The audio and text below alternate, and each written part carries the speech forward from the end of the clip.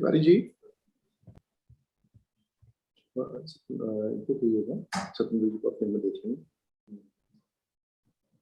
Good evening, ladies and gentlemen. Mr. Rajiv Pratap Rudy, Mr. K Ranganathan, ladies and gentlemen, it is a pleasure to have you with us for the 52nd AIMA's Leaders Speak program. Today, we have a special guest to talk about an issue that is critical for national progress and economic growth. Mr. Rudy, always a pleasure to have you with us.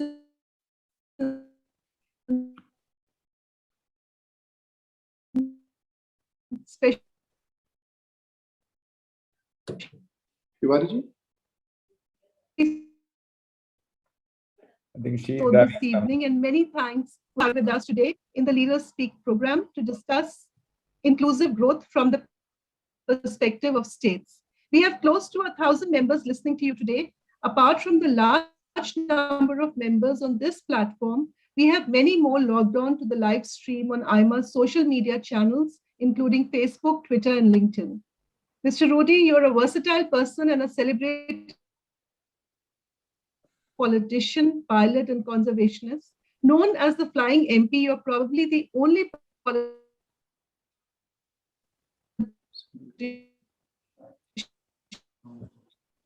to have flown Airbus 320, Sukhoi, Gripen, and a precocious policy where you were 30 years old, multiple times, and you have been a minister in the BJP-led governments under Prime Minister Vajpayee and Prime Minister Modi. You've had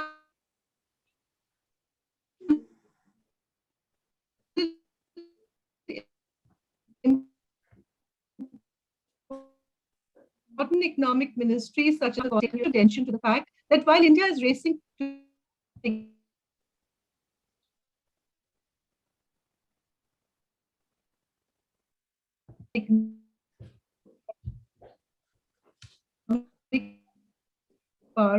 some of the states are being left behind.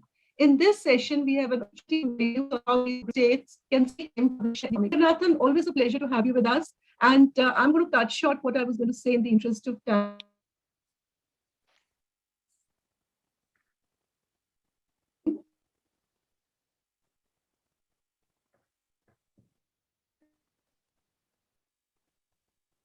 Can I start? Hand over to Mr. Rangan.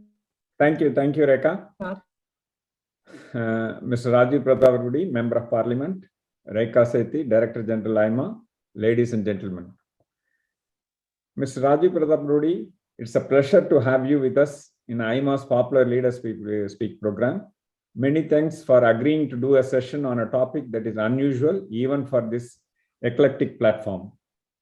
Usually, the deliberations on inclusion focus on economic, gender, and social imbalances, but this session is focused on geographical inclusion.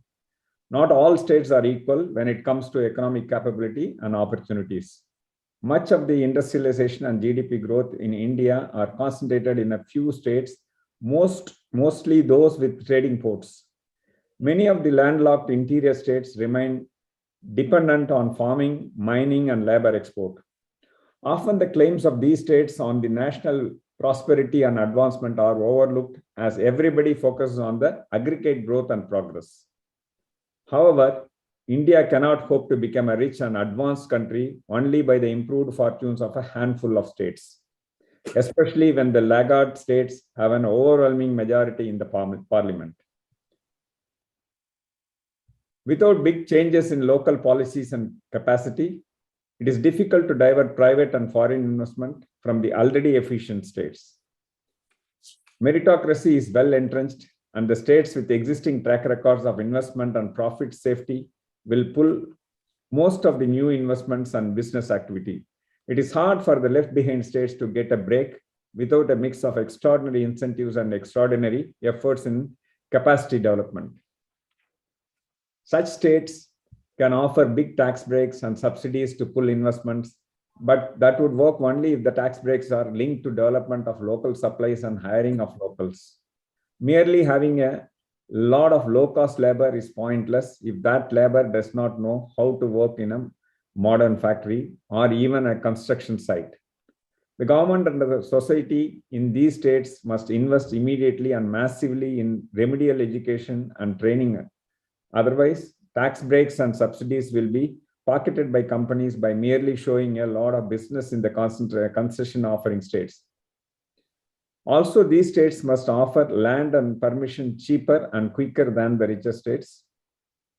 And they can do so without creating a political upheaval by giving the landowners business and work opportunities in the factories and infrastructure built on their farmland. Mr. Rudy, you have been very vocal about the much documented distress of the economy of your home state, Bihar. You have said that all Biharis should consider themselves backward, irrespective of their economic or social status, if their state is ranked as backward by the Niti Aayog. You have demanded special attention for Bihar from the government and the private investors so that Bihar can be driver of national economic growth instead of being a drag on it. You have raised the issue of uninterrupted air connectivity of Bihar and demanded construction of a greenfield airport in the state. You have demanded construction of a world-class stadium in Bihar so that it can host international events which can trigger development of associated infrastructure. Today, we have an opportunity to hear your views on how Bihar and other left-behind states can be helped by the center and what can the states do to convince investors to become partners in their development. Mr. Rudy, it is my pleasure to invite you to share your thoughts on jumpstarting inclusive development. Over to you, please. Thank you so much. I think Rekha very fondly called you CKR, so I would not take the liberty of calling you a CKR. But Mr. Ranganathan, thank you once again. And Rekha, thank you once again for inviting me. I regret because I am now positioned in a very remote place in Bihar. And I usually camp in a very remote area in the state of Bihar.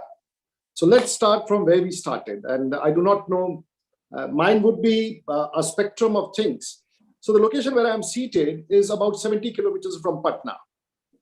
And when we talk about disparity, I come from the state of Bihar. And to give a brief about myself, I studied in Bihar till my schooling, then went to Punjab University, Chandigarh, and there I became the president of my college and University General Secretary, came back to Bihar. And at the age of 27, I became one of the youngest members of the state. So this is my 30th year in politics now. Moved to Parliament, had a privilege to be a part of the Vajpayee's government, and of course, as recent as Mr. Modi's government. I would be turning 60 next in March, and I'm a case study where my political life, Bihar 60 years, 30 years I did not know what was happening because I was too young to understand, but last 30 years, my vision of Bihar has been there between two great leaders. One was 15 years was Mr. Lalu Prasad Yadav, and the other 15 years Mr. Nitish Kumar. I'm sure they have done their best what was their ability. But now after 30 years, I believe that I need to speak. And I'm shocked, surprised, and impressed with Mr. Rangarajan with your theme which you presented. And you have captured some of the things which I spoke in Hindi in Parliament recently. And I'm amazed. No one talks about it, but someone in your research team has found out things which I have been speaking very vociferously now. And that is a passionate subject, and that is out of politics, not inside politics. Well, I would understand one thing I've learned in politics is wisdom is in the chair. So once you get the chair, the wisdom gets into you when you start deciding things in the future of the nation, of the state. So it's a very strong statement, but I'm conclusively that ability of an individual or politician is not what he is.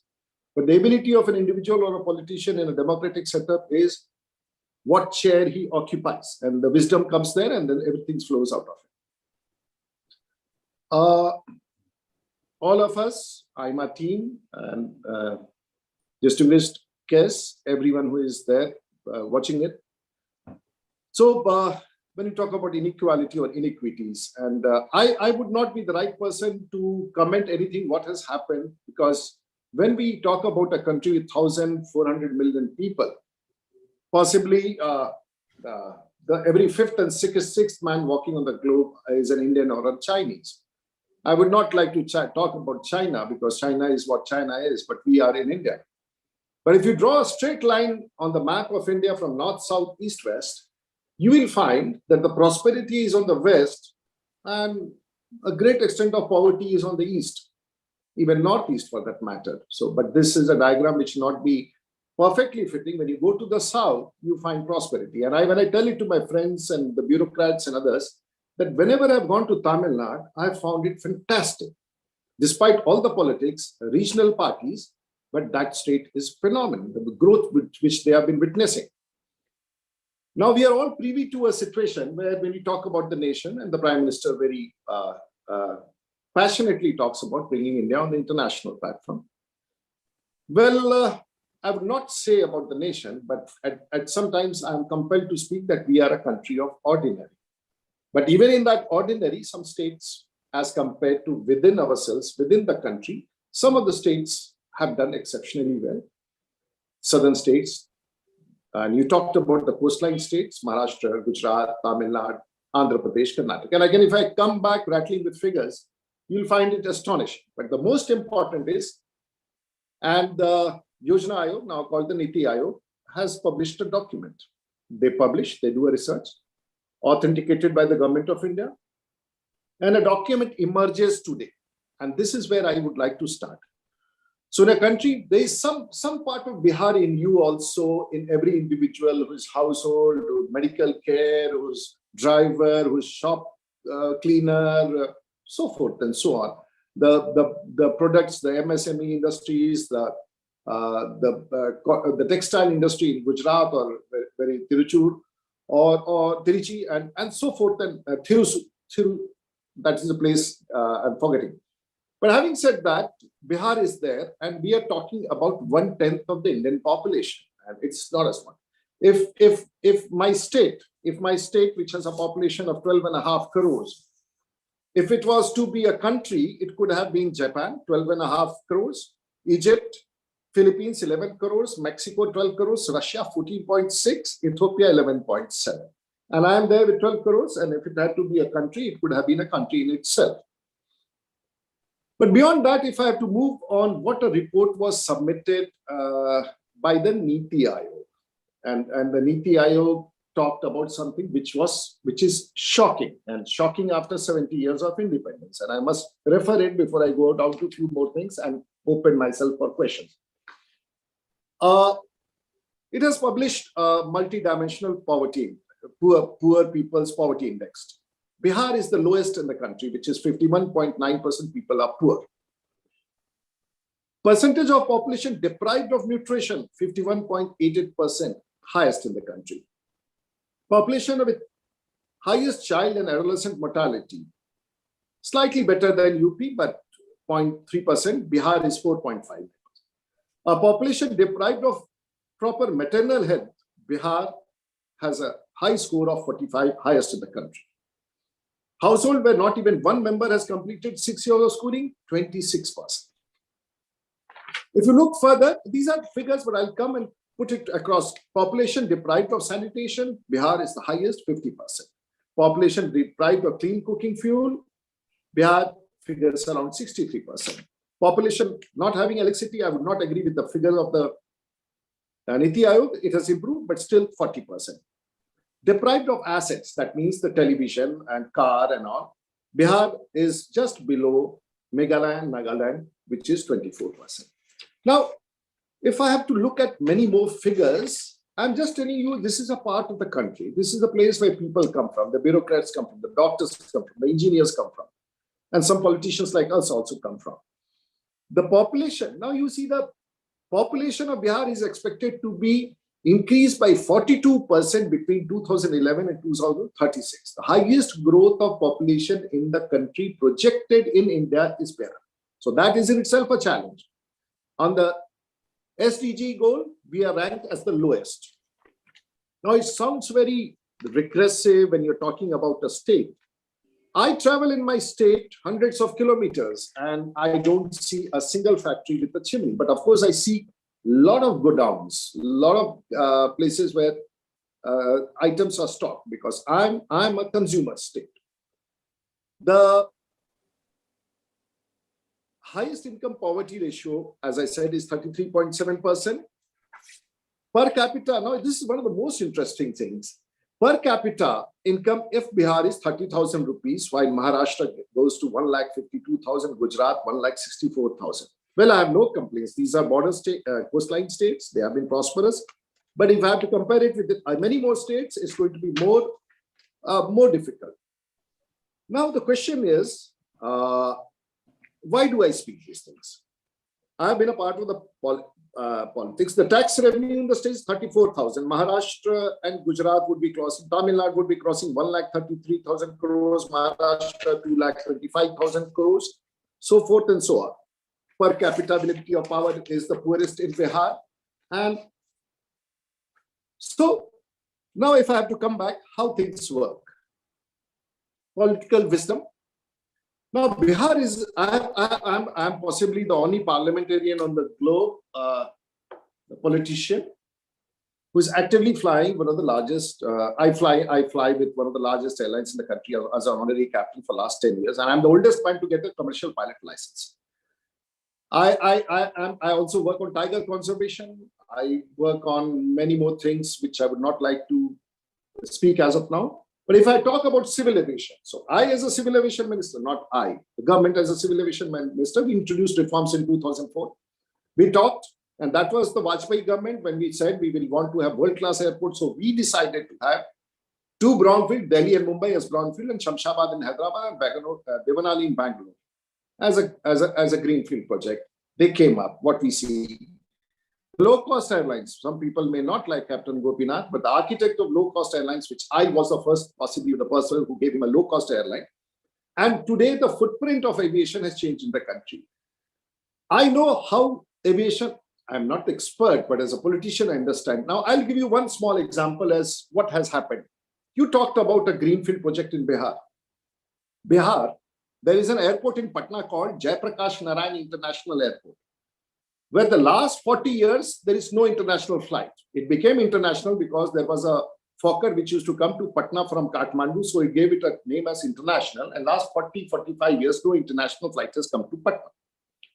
Now, Patna has the highest growth of projected figure of aviation growth, and as you know, but even a state like Uttar Pradesh, where Mr. Yogi, who is a saffron-clad gentleman, had about 3 new international airports coming in Mopa, Jewar and Kushinagar and so forth and so on. There are 5 international airports.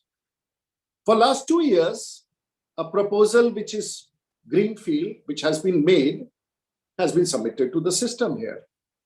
Now, when I say that a greenfield project will completely, it was going to be the largest airport in Southeast Asia, bigger than Calcutta, and so many things. So in the ILS and Code C aircraft, and for a passenger traveling from Patna, he has to go to Delhi or Mumbai and then fly abroad and things like that. But this decision is not being made because the political system believes that anything which comes outside the system, it is a matter of credit in politics. And when it starts working in politics, it becomes very difficult. I've talked about many more issues, but Bihar, unfortunately, we recently been talking about Sagarmala project. So you talked about the disparity in the state. Sagarmala project envisages 5 lakh crores by 2030. Now it's for the coastal states. It is for Tamil Nadu. It is for Maharashtra. It is for Gujarat. It is for Andhra Pradesh. Now the Sagarmala projects, if a good lands on a container lands in one of these international ports after the customer or the consumer is in Bihar, how does it reach there? And when it reaches there at higher cost, we pay a higher cost. So the Sagarmala would talk mostly about Sagarmala because port-oriented actions. Special economic zones. Last 20 years, there have been special economic zones, but Bihar did not have a single one. Now, is this a political wisdom of the state not to have reached out to the central government? Recently, there is a textile policy which the government of India has come up. I am not the state, but I raise this voice. Now, mega textile policy which is coming up is talking about 5 mega textile parks. The choice is whether the workers from the state of Bihar travel 1,000 kilometers to work in these mega textile parks, or they stay at home, they get less wage, more skilled manpower and workforce, and productivity with the logistics to be carried to the port. Question is, the government has to make a choice about it.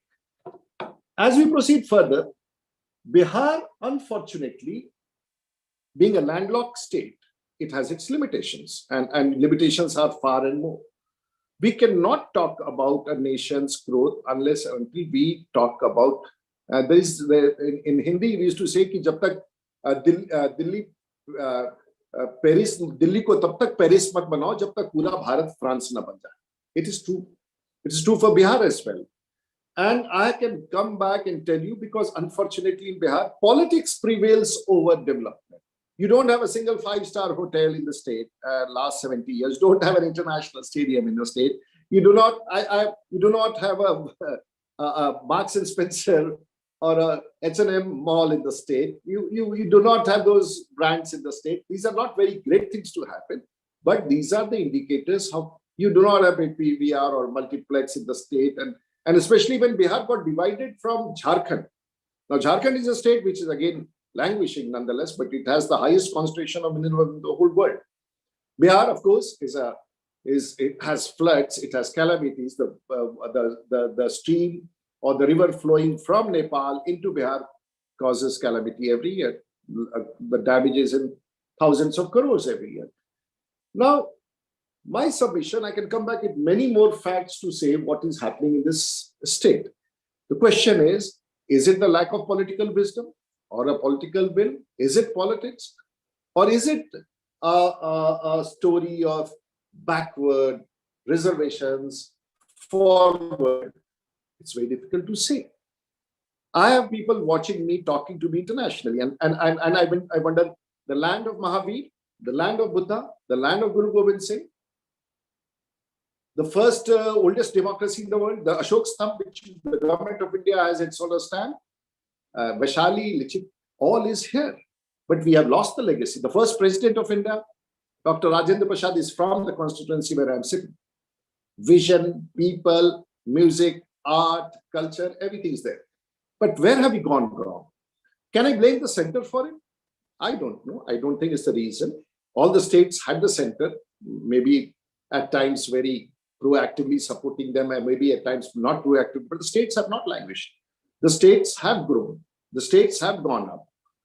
But we in Bihar, I'm vociferous about what I'm talking about Bihar because the situation is actually pulling down the country. And I will not, if you look at certain other figures, which will give you, we have the highest density of population. So as Mr. Ranganathan said, that we need skilled man. Most of the universities in Bihar, the students don't go there to study because it's mandatory to have a degree. It's mandatory to have a degree. So you have to go to the university. So no one is interested. The maximum number of coaching classes and the institutes which run and people go out to quota is phenomenal. So my submission here is that I do not know whom I am talking to, who are the people or the genius of people who feel strongly for the nation. Bihar is a case study, which is a case study for the nation. And if Bihar can't grow, the nation can't grow. Or if there is we cannot keep pulling back the country because we shall remain a part of the nation and we shall be a part of it. I would leave the space because I've already spoken for 15 minutes, and I would leave the space for any questions to be brought forward. But I'm slightly pained when I have to talk about Bihar with this situation prevailing today. It's a matter of concern and how inequality. I would not like to blame the central government or any politician as of now, but much more than that, this is a case study for the nation, and we are all equally, we should be responsible how to pull up the state to have the national presence and how we can really give this. So Rekha, I do not know how much I have to add to it, but this is what I want. Thank you, Mr. Rudy. I just wanted to ask a few questions. I think your address was very insightful. Understand, we also look from the kind of this thing, empathize why Bihar is like that kind of this thing. But I think a lot more could be done, both by the center, also by the states. And what has been done also, I think, compared to kind of disadvantages, a lot of positives we can talk about. But one thing I would like to state is education is a hallmark of upgradation of the kind of this thing, any state. That area, I think Bihar boasts of so many IAS officers. So I see an extreme. One end, very intelligent, lot of IAS officers are coming from Bihar cadre. Other end, a poverty-led, lot of people are not educated, and the state is exporting a lot of laborers to other states. So that, I think, is a very important contradiction. That means good education system is there. It's not the entire state is not there, but somewhere it is not very prevalent across the state. That is one. So in what way, I think if this is one thing, if higher education will call for higher kind of quality of jobs, and therefore it is easy for upgradation of this is one important passport for growth. What do you think that the state and the center can do together to make this, at least as a way forward, than looking back? You see, you have asked a very interesting question. An army officer's child wants to become an army, or a pilot's son or daughter wants to become a pilot. Bihar, unfortunately, 90% of the people whom you talk who have done exceptionally well in the civil services, because that is the only thing which we think we can do. And 90% of these children do not study in the state. They go out to Delhi, from Punjab University to Bangalore. They have a challenge. They have not seen an industry. They have not seen a corporate house. They have not seen entrepreneurship. They have not seen, for them, it's a district magistrate and the superintendent of police and the DSP of police and the bureaucrat, which is the pinnacle of glory. So the child, right from day one, he wants to become a police constable, he wants to become a sub-inspector, but he does not want to go to the marine services, he doesn't want to become, he has not been exposed. Bihar has been a bureaucratic place. So unfortunately, 90% of the students do not study in Bihar. They go to your state, they go to Bangalore, they go to Mangalore, they go to Delhi, they go to Kota, they go to Punjab University. So that anyway, but that metal is there. That exposure in the state is not there where people can be given. You see, why do people in Maharashtra not very keen to come into IAS? Because they have the ships, they have the ports, they have exports, they have business. Why doesn't a Gujarati become an IAS officer? He doesn't think it doesn't add value to his life. Unfortunately, for a Bihar which didn't have electricity, which didn't have road, which didn't have law and order, where people were forced to move out of the state because there was a forward policy, they were struggling to survive. And the easiest was to study, educate, because there was no investment involved. It was your hard work and sheer hard work which brought you up. So possibly I may be correct, possibly I may not be correct. The labor, of course, if you go to Leh Ladakh, you go to Coimbatore, you go to Chikmagalur, you go to Dehradun, you go to Maharashtra, you go to look at all the house guards and the security personnel who are in Maharashtra. 99% are from Bihar. It's a national resource. It's a national manpower. You call all the Biharis back home and the whole country will come to a standstill. Even in the Gurdwaras, boys whoever went to Gurdwaras, they became Granthis there, and now they are priests in Gurdwara. You put a Bihari anywhere outside, he will struggle to find his position there. That is not the growth aspect. You have to create a climate back home to sustain growth. So you do not have anything. How do I explain you? The urban penetration is the lowest in the country. We have 11%, while Tamil Nadu has 43%. Next 20, 30 years will become slums. We don't have anything. So unless there is an urban penetration, that is where employment gets generated, where there is investment, there are new cities, new towns, new infrastructure. It is not happening. It's all about vision. And pardon me, I went to Santorini immediately after COVID.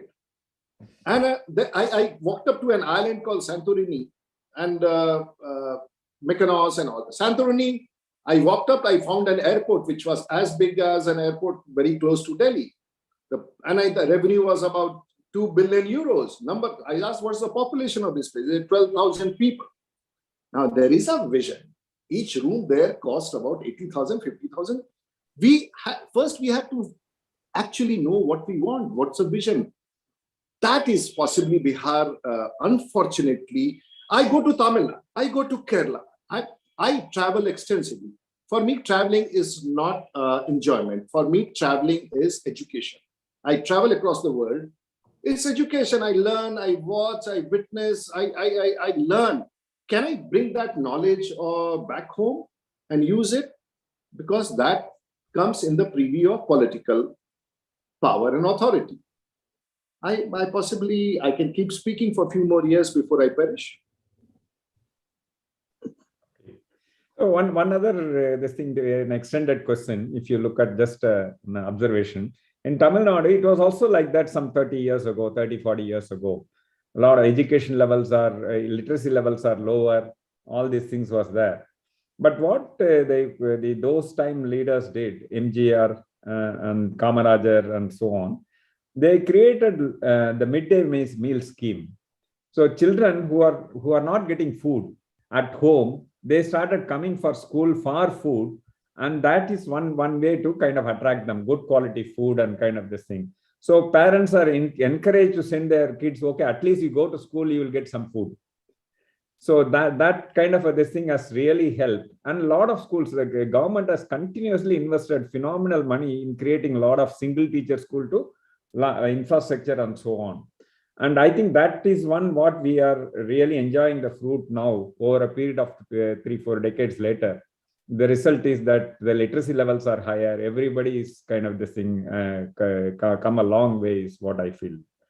So any comments on that? Yes, and these schemes have been copied in Bihar. At the end of the day, the recipe of growth is not one thing. The recipe of growth has been to be a combination of n number of things. What we unfortunately has confined that some good practices have been picked up here and there, and they have been implemented. That is not the vision. And vision has to be set on a spectrum or a matrix of many more things. Absolutely. And the auto industry, the textile industry, everything you see across. Somewhere the vision has to be there.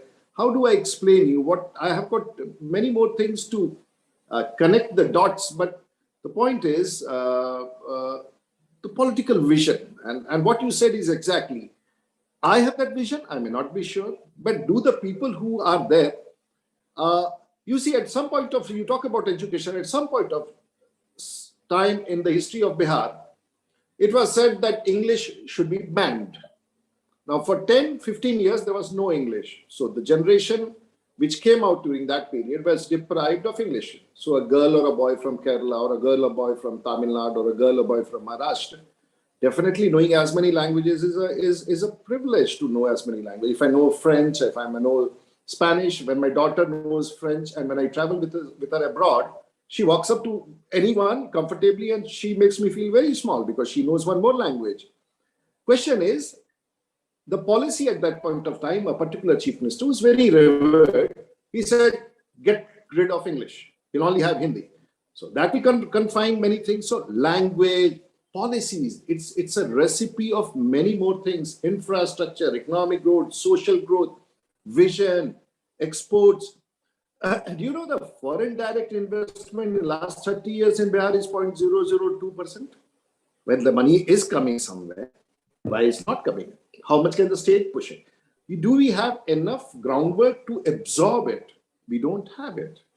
So the largest consumption of medicine in the country is in Bihar, because there is a lot of poverty, there is malnourishment, and you pump yourself with medicines.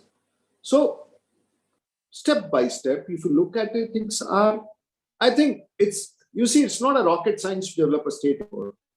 There are case studies and there are examples across the country. You just have to put that recipe together and say, this is the roadmap. You see, when the people talk in Bihar about a special status, what do you mean by special? Money is not a special status. Money cannot give you a special status. It has to be planned prospectively to see that this investment, the rate of ROR is what? You do it in politics, you do it in reservation, you remember that proverb that Bihar is more dependent that I'll feed you with a fish, Hindi we speak one, or you tell me how to catch a fish. So you tell me catch a fish, I can live a life. But if you feed me with a fish, I'll feel happy. So the question is, it's something like that. I do not know how we put it in English, but that is what we have to do Bihar is at what I can say, tell you politically now. I have put myself, now I am putting myself because I stay in a district of Saran in Bihar. I have been in parliament for about 25 years and 5 years. So I am the senior most in the state of Bihar. But I have a limitation. You know the reason why? I am of a particular community which is strong, but I come from a forward community. So my positioning comes down. Then my positioning comes down because I speak English and come on AIMA conference. None of the leaders ever bothered to come on an AIMA or a CIA or a FICCI conference. I had the parliamentary forum on FICCI. This is a bad credential. I come on AIMA, it's still a bad credential. You fly a plane, it's still a worse credential. You know about WTO? I represent the Indian Parliament in WTO. Bad choice. What is WTO to do with Bihar? I talk about COP26. What does it have to do with Bihar? You talk about hardcore politics. And so my credentials, even being in the state for 30 years, my credentials, you come on a television and you speak English. That is not Bihar. I speak perfect Bhojpuri. I speak perfect. I have been contesting my senior colleague Lalu Yadav for 30 years. The country recognizes him as a leader, but the person who has been contesting him and defeating his wife and his daughter and so forth is not known. The problem is because I speak English, I appear to be presentable, I fly planes, but the fact remains I come from a district of Chhapra, Saran, Bihar, which is hardcore politics. Someone has to follow me and look at my Facebook, at least these mediums are there. I am a hardcore politician. But to dismiss me, it takes them a minute. So all my learnings of 30 years, right from here to there, we need a recipe. I said, I'm not the person, but I'm going to dedicate myself. And there is a paper I'm working on, Vision 2025. Bihar needs that, whatever who has done. And I would require the support. And when I speak in parliament, I talk to all my colleagues in parliament. Do not ignore me. Please stand by me. You are a Maharashtrian, you are a Gujarati. Please stand by me because I am your country cousin who has been left behind. Please look at me, help me out. I do not say Bihar is bad. I do not say Biharis are bad. But I have to, at least I'll give a roadmap to the state of Bihar. They agree, yes, they do not agree, I can't help it. But I would be working now, next 5 years, next 3 years, I'm dedicated myself to Bihar. And I'm sure all those people who think about the nation, who think about Bihar, and would definitely come forward to see that the mission Bihar is achieved, and that is called 2025. So I'm launching a Vision 2025. Anyone in Bihar politics wanting to adopt that policy to see what is the growth. So policies have to be made. Money is not the way. What is your line of action? Where you want to move is what needs to be planned. So you run a company, you did such a successful venture. You don't just go and say that, give me money and I'll succeed. No, then you work consistently to give an ROR on what you invest and you return it to the bank cells. But here it's a deep pit, it goes in, but it's my state end of the day. I was born here, I studied here, everything was here. So that's there. But so I think you have valid questions, but I really do not have very valid answers as of now. Thank you, Mr. Rudy. One other thing is just a hypothetical question. If you are the political leader, state leader of the Bihar chief minister, and just an assumption, I'm just putting it as this thing.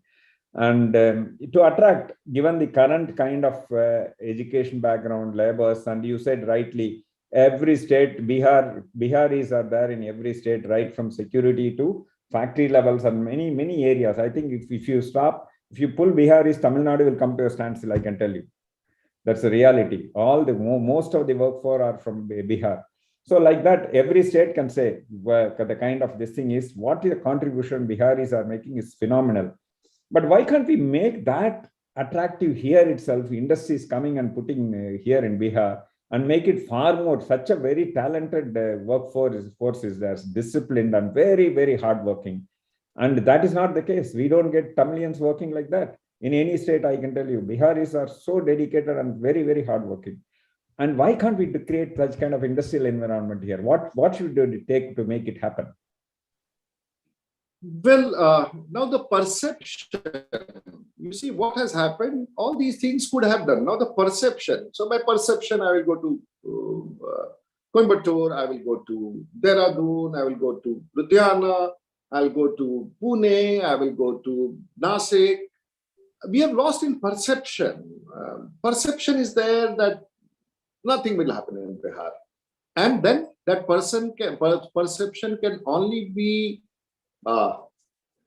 eliminated when a political vision comes and speak practically. So that all these things, so it may be destiny, maybe time, maybe situation. And I'm sure Bihar is in a churning state. Bihar has to churn out, because you see, if Bihar doesn't churn out, there have been political changes. You see different political groups going to Punjab, going to Goa, going to some Uttarakhand, going to Himachal. All this churning is because there are new leadership, new people, new activity. It is not an impossible task. It's not an impossible task. It's a right person at the right time to take a call. I can tell you in history there have been hundreds such occasions when right people have taken right charge of right situations and they have developed. So we cannot. It's just a matter of it's a political wisdom. It's a political decision. It's the strength of democracy. Bihar unfortunately has lost on that. The day you have a leadership in Bihar, and there are many good people in Bihar, exceptionally good people in the BJP also, exceptionally good people in other parties also. But all that gets restrained because of the caste politics, and caste dominates Bihar. And those are the limiting factors. It has dominated many other states, but people have gone over it. Bihar still survives that. So unfortunately, and what I speak here is possibly what you speak there and what I speak here is all Greek to maybe at least 11 crore people in Bihar, because so it's very difficult. I do not know. I really do not have an answer. I'll keep speaking, I'll keep talking. And that's what I have to say at this point of time. Thank you, sir. Thank you. Thank you for your valuable time and sharing your perspective. I think it's such a busy person, spending so much time for the welfare of people. I think spending time with us and sharing your perspective will go a long way. From AIMA side, we thanks a lot. Over to you, Rekha. You are on mute, Rekha. Thank you, Mr. Rudy. There are many, many questions which the delegates have, but I think one of the key questions which keep coming up is again education. I think CKR took that up, and and the second one which is coming up is on corruption. How do you manage that as you go forward? And one of the questions also has been on the center-state relationships. So I think there are a lot of questions people have, but I think what from the chat I can see they appreciate is your passion. And I think there's a lot of, many of them rooting for you as you take on this 5-year plan, the 2025 vision. And AIMA will be very happy to help you in any way possible. As you know, we've worked together for many years, and we'd like to continue working with you as you go forward.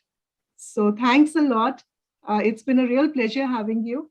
And I hope we can do a session with you again. Perfect. I'm grateful. I do, and all the guests and all of you, AIMA, all the guests.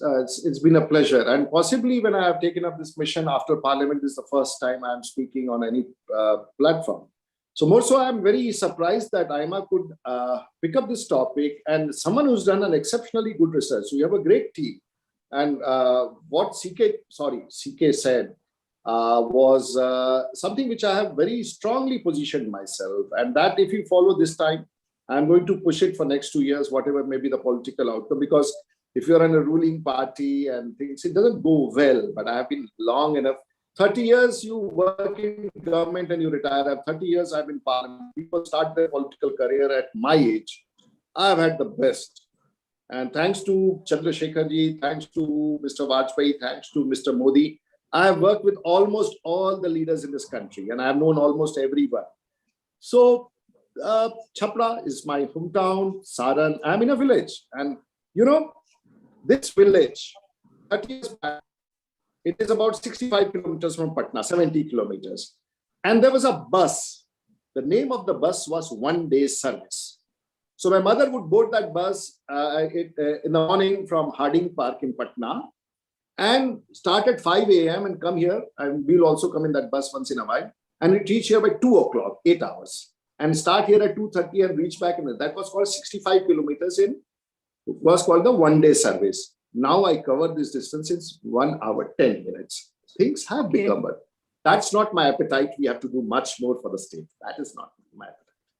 I think just going to take one question which the delegates have asked. They've asked, how did you get into politics? And what was your journey apart from destiny? It's all destiny. I went to Punjab University passing because I was chucked off my +2. I didn't have in Patna St. Michael's, and I did not go well with the father who didn't want to give me size. So I went to Punjab University, Chandigarh. There, the boys and the friends in Chandigarh elected me as a college president. No business to do that. Then they elected me as the general secretary of the university. There are 3 secretaries in Government of India, 3 DGs of Government of India, CISF DG, BSF DG, and CBI chief. They were my contemporaries. They were my voters in Punjab University. And 3 secretaries in Government of India today were my voters in Punjab University. They pushed me in politics. They got into the service. From there, I came back to Bihar. And there was no reason that I should have got elected at such a young age. I got elected. So I think it's destiny. And if the destiny has some more good things for me, I'm sure we'll be able to achieve it. So I think it's nothing on merit. It's all destiny. Life and time changes. And it makes you do things which but effort has to be on. So I think it's destiny, what made me in politics. But all the passion which I had in my life, I wanted to become a pilot. I became a pilot at the age of 50, and I fly Indigo as a captain today. I wanted to be, Tiger was my passion, my architecture was my passion, and I've been doing many more things. I love sports. I do many more things. I love adventure. I love hiking. I do all those things. I love scuba diving. Possibly not good for these things in politics. It's a very dangerous thing to share all this in politics. It doesn't go well with you. So it's a very dangerous thing which I'm doing. I'm sure all my people who are watching me would not share this with other people because I lose my credibility. Indian politics does not recognize these are credentials. These credentials are not good in politics. I feel a little sad listening to you because what you've just said are definitely, credentials. And for you to say that they are not in politics is a bit of a sad commentary on what we are going through. But we need people like you to change this mindset and move forward. I think you have done that through the years while you have been, in politics. You have been an MP, or you're still an MP, or you've been a minister. You have managed to break that mindset and, be there. But I would like to wish you all the best for this new, vision that you've taken on. And I'm going to send all these comments which are on the chat to you, and I think you would like to read them. There's a lot of appreciation. There's people are saying, we are glad that somebody is looking at Bihar. And one of them is saying that how do you remove this Bimaru tag from some of these states as you go forward? I mean, is there anything one can do to remove that Bimaru tag? I think that's one thing which probably keeps some of these states backward. Well, I've said enough. I will not be more critical about my colleagues, myself here. And someone has sent me at one of these, maybe an AIMA, someone has sent me a clip of 2004 where I had done the walk to talk with Shekhar Gupta. I'll send it to you. You can pass it to the colleagues. When 2004, I planned that I'll set a complete different vision for civil aviation. When I was looking at that video, which Shekhar Gupta is a renowned journalist, and Walk the Talk was NDTV's one of the most famous episodes. Yeah. I look at it, and that we have achieved. I did what I could do in that 1 year, and we achieved what I had spoken there. It's nothing very difficult. It's not Bimaru. It's just the right time, right person. And thanks to Mr. Vajpayee, who brought me there. And he told me you have to do all these things. And I had the freedom to do all those things and worked. And the great aviation change, which we see in low-cost airlines and the airports and 37 mega airports, and there's so many things happen. It can be done. Bimaru can, there is a cure for everything. Mr. Ranganathan will agree. There is a cure. There is a cure for cancer too today. So, and we have fought COVID beautifully, and we'll do so. And we'll definitely change the face of Bihar in times to come. So all people who have something to do with Bihar, please stand by me. 2025 is the agenda set. And I'm sure it makes sense or no sense, but we'll pursue it. Thank you once again. Well, AIMA is with you, and thank you for your positivity and thank you for your vision. It's been a wonderful evening, and it's been great chatting to you. On behalf of all the delegates, many thanks for joining us today. And I look forward to staying in touch, and hopefully in any way AIMA can assist your journey, we are there for you. So thank you, everybody. Thank you, Mr. Rudy. Thank you so much for joining us today. Thank you all. And I look forward to seeing you at the next Leaders Speak session, which will be held after a couple of weeks. Thank you and good night.